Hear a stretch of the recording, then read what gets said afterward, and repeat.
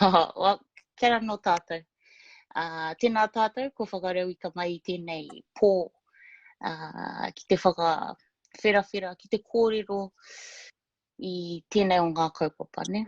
Tēnei kaupapa nui whakaharahara o tātou te Māori.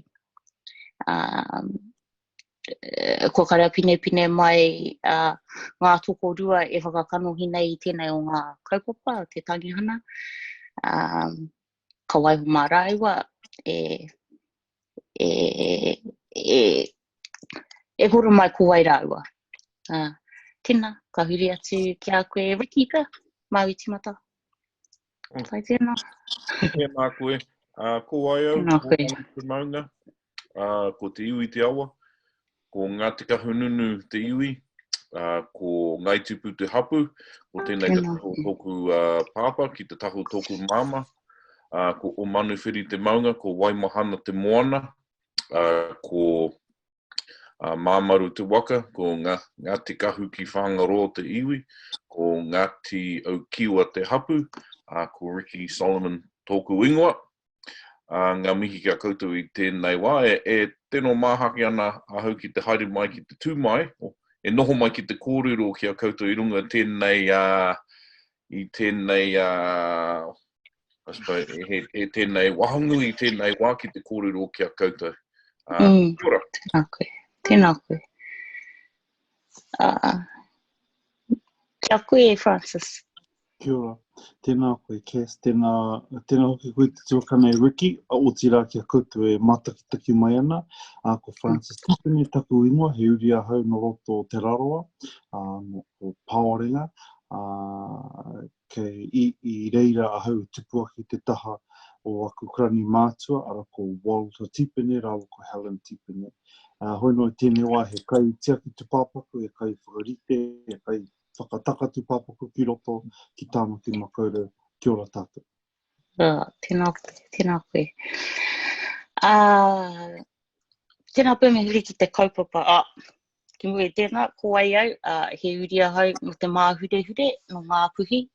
Te taho taku pāpa, te taho taku māma, he uri ahau no ngā timanya poto no taumaru nui, ko Cassia Nelson tōku ingoa. Tēnā koutou, tēnā kōrua, ko whai wāhi mai, te kōrero mo tēnei kaupapa. Kia koe anō hoki e whai Steph, e rota nei I nei ngā kōrero, mihi ana. So ko te pātai tuatahi, first question is, I suppose it's a lot of questions we want to know as Māori. And I suppose one is, if a member of your whānau not in your bubble passes away, then what happens? Ka aha tātou. Are you able to attend or no? What happens in that circumstance? Rikki, Mau, e whakauti te pātai? Ai. I understand the question. If a member of your whānau not in your bubble dies, what happens? Under this policy today, under the COVID-19 alert level 4, if a whānau not from our bubble dies, is that whānau cannot attend the viewing. If we have a look at the policy, it's, in the simplest way to put it, it's only one isolated bubble whānau can attend to see their loved one. And so anyone outside of that bubble cannot attend the tangihanga or to the view or to see the nehu at this stage.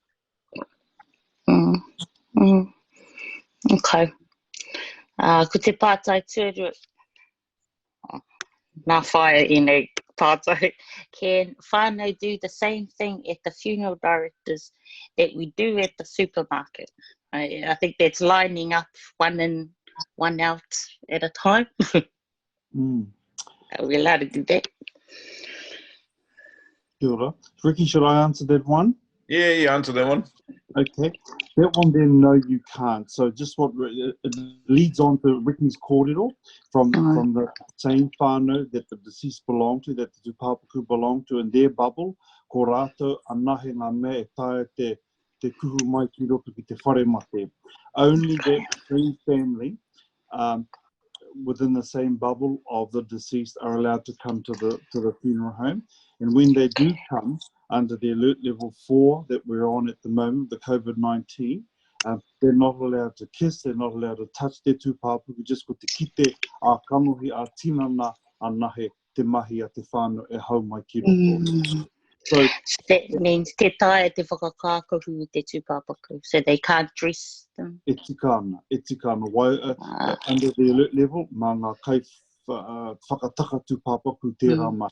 That will be the responsibility of the funeral directors to carry out that very special process, because for a lot of families, that's the last thing really they can do for their loved ones. And so I understand the restraints that are put on family.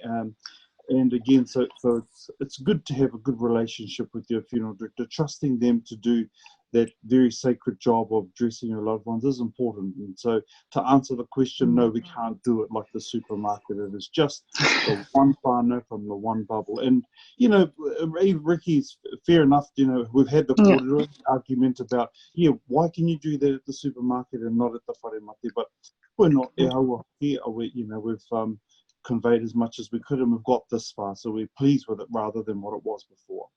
Aye. Pono. If I could add to that, is one of the things that prior to this these policy changes happened on Monday. There was no whānau that was allowed to attend the viewing or anything, or the burial, or come to the funeral home prior to Monday past. And so there was a number of funeral directors and Māori leaders that we saw that we could change it. So this has only just been introduced this week, with one whānau from one bubble. And the other thing to take into consideration is the funeral homes don't have, I suppose, the manpower or the facilities to take that many whānau in at that time. So it had to be restricted because we would end up with lots of whānau attending the funeral home. Yeah. The most important thing is that whānau will start congregating at the funeral home outside, which is what which this COVID-19 alert level 4 was, minimising the congregating of whānau. Yep. Okay. Ka pai. What about, does the tūpāpaku have to be buried at the closest cemetery, or how does that work? The cemetery, like, do they have to be buried at the closest cemetery to the funeral directors, or mā te whānau anō tērā urupa e tohu? Well, yeah, the question has come up, you're right, with whānau. So in some instances where the urupa is out of the region, like if you die in Auckland and you're from Kaitaia per se, so that becomes difficult. I know we were having a korero, you know, if we put something, Rikki, to John, he said he'd look at it. But for now, what we're doing is we're, you know, giving the family options, whether to cremate and take the ashes back at a later date, or to hold the tūpāpaku until the restrictions are lifted, and then me kawe atu ke whānau ki roto ki o rātou ake whānau urupa Māori. So those are the options here. But I mean, if you want to, you can. You know, you're right, it does need to be interred at the nearest cemetery, but for a lot of whānau, that doesn't work, because Māngare Lawn or Waikumete, that's not our urupa.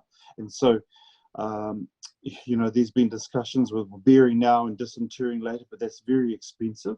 And so we're just saying, you know, with the experienced embalmers like Rikki, who are able to help case by case hold the bodies long term, then we're able to do that as a solution to that pata. Yeah, exactly right. I think there's a few questions within that one question, and so when we're talking about closest cemetery, and especially in Tamaki Makaurau, there's many cemeteries that we have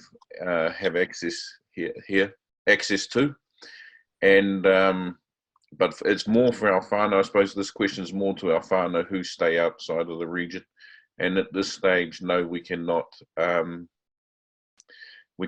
to the regions that we need to. If I was to die and I wanted to go back down to Hastings at this time under COVID-19 level 4, we wouldn't be able to do that. We'll have to wait until the restrictions are lifted.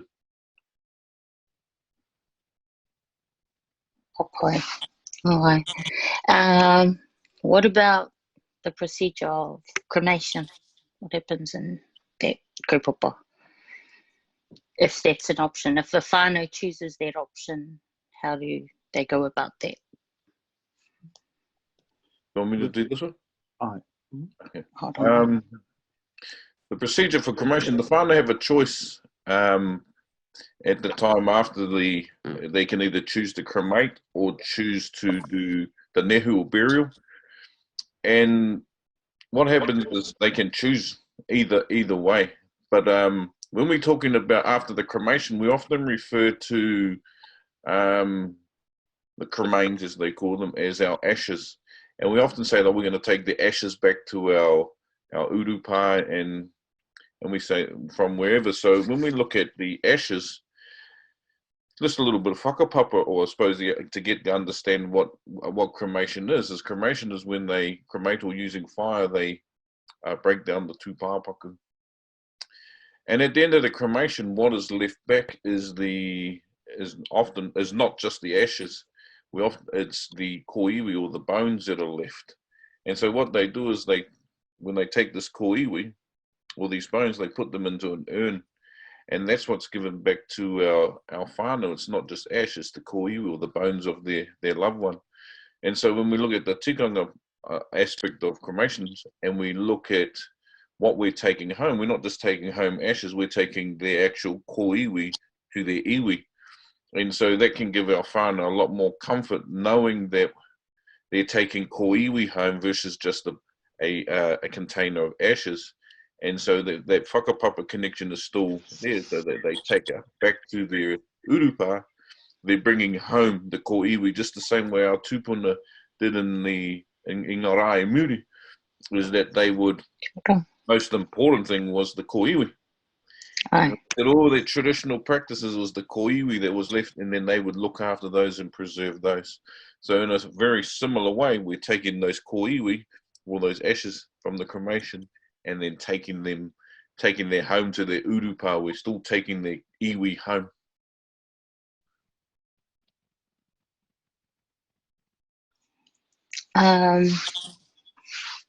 Do you have anything to add to that, Francis, or Pai?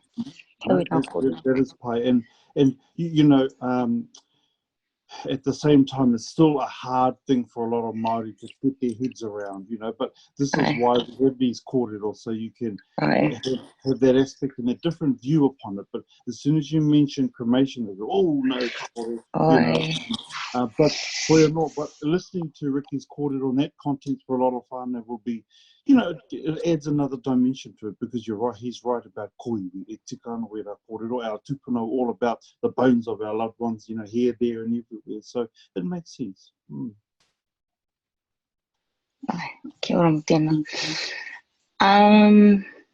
Okay, what if someone dies alone in their whare? And their closest relatives are out of town? What happens then? Rikki, and I'll add to your kōrero. Yeah, that's a good question, and that will be a difficult one when we do come across that. And that when we in that type of situation, I'm sure that would be something that would be brought to the Ministry of Health. At all times, we have the Ministry of Health that are available and that will guide us through through this type of policy, because they might get us just to, for example, to embalm and to hold until this COVID-19 is lifted, these restrictions are lifted, and then that whānau can come up. There's not a direct answer to, I can't give you a direct answer to this, but that was something that we would have to negotiate, I believe, with the Ministry of Health, and some guidelines how we can achieve the best result for the whānau. And Rikki's right there. We were given a set of guidelines and we're just going by them for the moment. And there are things that kōrero, like the pātai who just asked, which are not on there, they're not answered. So we're just going to play it by ear and go case by case. and work that out as we go with the guidance of the ministry. So, you know, we're learning as we go as well, and figuring everything out to, you know, case by case and circumstance by circumstance. Okay, tēnā kuru i ngā kōrero.